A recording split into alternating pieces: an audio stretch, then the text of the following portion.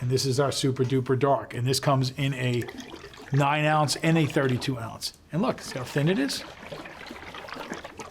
So you can see it in the jar. Wonderful product. This is the dark version. This is for when you want extra warmth, just like when you want a little more patina, a little more color from the dark oil, wax, or butter. Same way of thinking as all of our other finishes. This one I would use interior. We do not recommend the dark oils for exterior. We only recommend the clear oils for exterior. Once again, it's not a stain. This is a slight patina.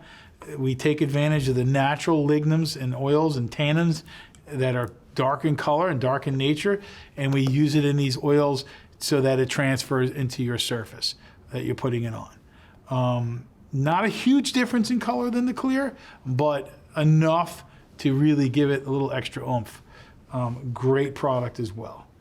And that comes in a 9 ounce size as well.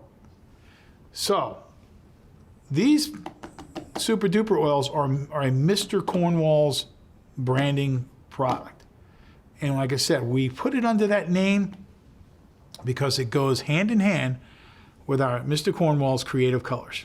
It's my favorite way to blend a stain with our products.